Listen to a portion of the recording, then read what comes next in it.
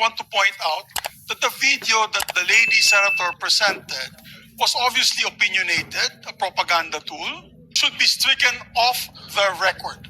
Ganong klaseng video na propaganda na sowing intrigue. Kasi ako, Madam President, hindi naman ako sangayon sa people's charter change. Madam President, for that lady senator that we come up also with a propaganda video here, papalabas din namin yung mga sala nila. Kung galit po kayo, salita po siya dyan, mag-aalis siya sa gobyerno niya, mag-aalis siya sa kapatid niya, burahin niya kapatid niya. Ano bang laman ng video? Bakit galit na galit si Mig Zubiri?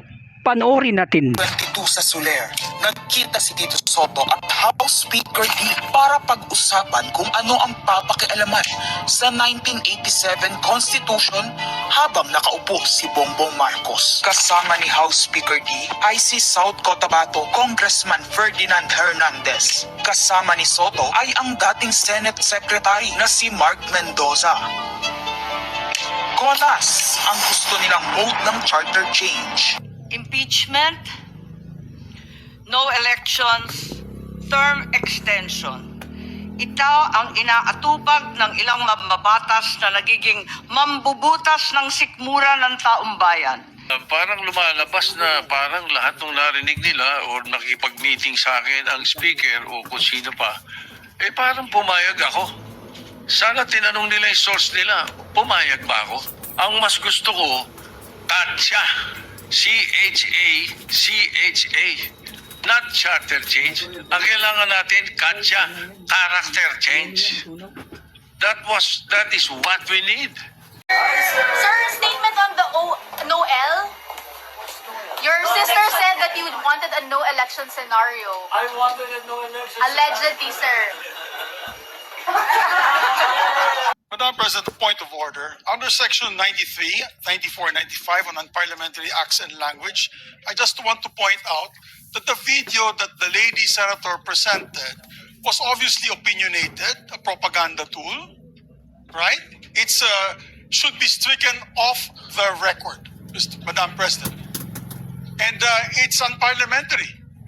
We've seen videos presenting evidence on issues that are taken up on the floor.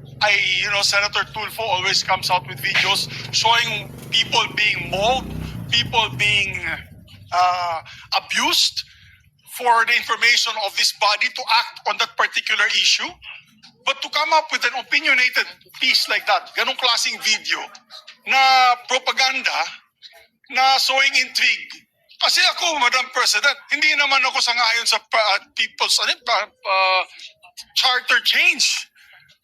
I was the first one in this institution who fought that kind of move with the PI, and all of us together, kaming lahat, for the first time in the history of the Senate, 24 senators tumayo dyan at pinasapo natin yung Contra People's Initiative, na fake People's Initiative, na talagang kinall out natin yung lahat ng grupo ng tumutulak nun, from the Speaker and even Malacanang, kinalaban natin. Kaya wala kami kinalaman dyan. Bakit sinama kami dyan sa propaganda na yan? Na dahil kami, Duwag 11? Ano ba yan? Bulaga 11? At grade 13? That should not be shown here. Because what will stop us now, Madam President, for that lady senator that we come up also with a propaganda video here, papalabas din namin yung mga sala nila. Kung ano-ano, hindi naman kami ganyan. No? To gain traction, to gain views and publicity will destroy our fellow colleagues here. Kung galit po kayo, salita po siya dyan, mag-aalis siya sa gobyerno niya, mag-aalis siya sa kapatid niya, burahin niya kapatid niya. Pero wag naman niya idamay yung mga tao na walang kinalaman dyan. Katulad yan, never ako kinausap ni Senate President Soto. Never ako kinausap ng mga kasamahan ko dito about charter change. Kasi alam din nila, tutol ako. Tinanong ko din sila. Wala silang kausap. Wala silang kinalaman. Wala silang alam sa charter change. This whole group is just nodding, shaking their heads. There is no such thing. Inday-badiday na ba tayo dito sa Senado? Kaya nga sinasabi, we're circus. I apologize to those who are watching. They think we're a circus. We are a circus because this type of language that we are pushing in this August na siyang nilaman ng videong ipinakita. Subalit nakaka-offend din kasi yung mga sinasabi ng ilang senador tungkol sa akin na sadyang sinungaling, na lahat daw na lumalabas sa bibig ko ay lahat all BS, outright lies, at yung iba pa may pahaging na kinakailangan daw ako ipasok sa mental institution. Pero isang tabi na natin yan.